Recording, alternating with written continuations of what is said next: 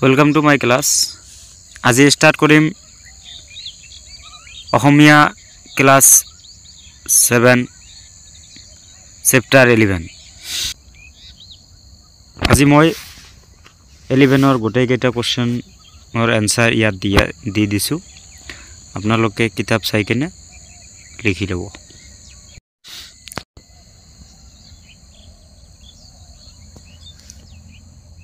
11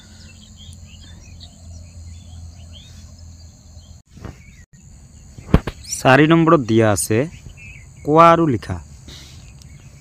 4 number क बिया खाबले आही कार किय खং उठिছিল।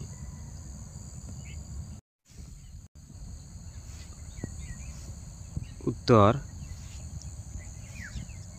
जेतिया ककाई बिया खाबलै गई देखिছিল जे আমলক্ষী গছজোপা কাটি বিয়াৰ ৰভা খুটা কৰি পুতি থৈছে তেতিয়া ককাই খং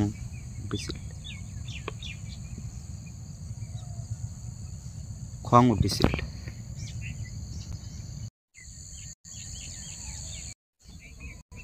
খ নম্বৰ বিয়া ঘৰত ককাই কিয় একো নাখালে। उत्तर गছ कटार बारे ककाई बियार घरत एको नाखाले। क नम्बर खং उठार पाछतो ककाई दराक की দিব বিচাৰিছিল। उत्तर खং उठार पिछतो ककाई दराक एजोलोका आशीर्वाद দিব বিচাৰিছিল।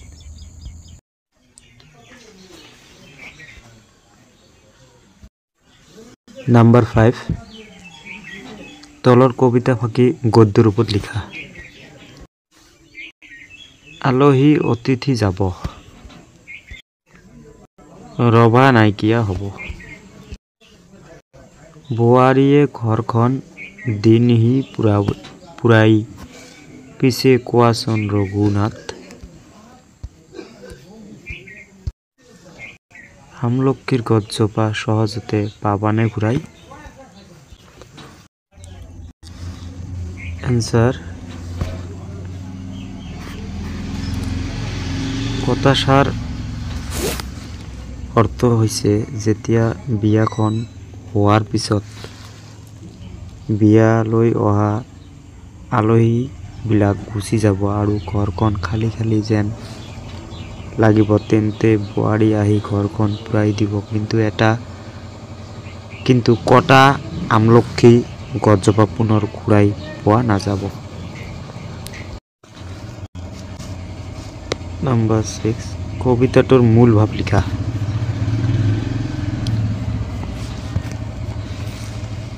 উত্তৰ কবিতাটোৰ মূল ভাৱ হৈছে ৰঘুনাথৰ পুতেকৰ বিয়াৰ ৰভাখন দিবৰ কাৰণে আমলক্ষী গছডাল কাটিবলগীয়া হ'ল। এই কাণ্ড দেখি গছ ভাল পোৱা ককাইজনৰ খং উঠিল আৰু তেওঁ ৰঘুনাথৰ পুতেকৰ বিয়ালৈ আহি নিজৰ খং আৰু মনৰ ভাৱ ৰঘুনাথৰ আগত প্ৰকাশ কৰি কয় যে কটা আমলক্ষী গছডাল ঘূৰাই পোৱা নাযাব। সেইকাৰণে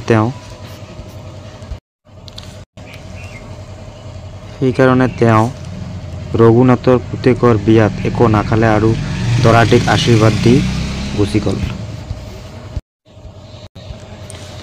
7 নম্বৰ বাক্য ৰচনা।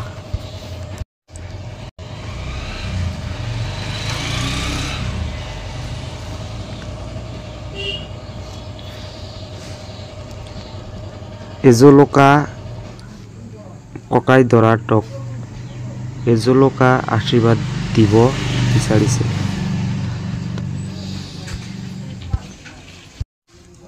আলহী অতিথি বিহুত ৰামৰ ঘৰত আলহী অতিথি আহিছিল।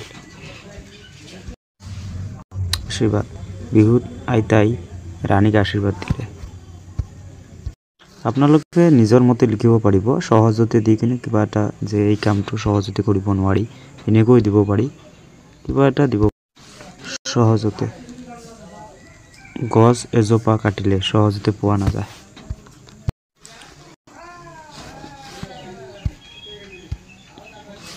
ঘূৰাই আমাৰ প্ৰয়োজনীয় বস্তুবিলাক হেৰালে সহজতে ঘূৰাই পোৱা নাযায়।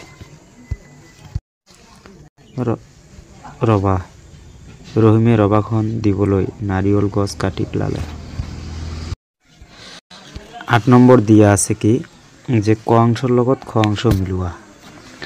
মই ইয়াত ক অংশ দুটা দি দিছো। ইয়াত চাব এইটো ক অংশ, এইটো খ অংশ। ক অংশবিলাক ইফালে, এইটো খ অংশ।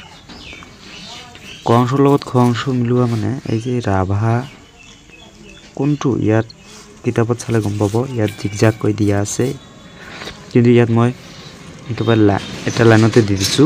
কি দিছে যে ৰাভাৰ যিটো দাগ হ'ব, যিটো এনেকুৱা হ'ব, এইটোৰ লগত এইটো মিলিব। মিলাটো কি হ'ব, এই মিলাটো মই ইয়াতে ডাইৰেক্ট দি দিছো যে ৰাভা কি, এইটো কি ৰভাটো কি যে কোনো অনুষ্ঠানেৰ বাবে অস্থায়ীভাবে নিৰ্মাণ কৰা চালি। দৰা মানে বৰ যিয়ে বিয়া পাতিব। গছ মানে বৃক্ষ, আন এটা নাম ঔষধৰ, আন এটা নাম দৰৱ।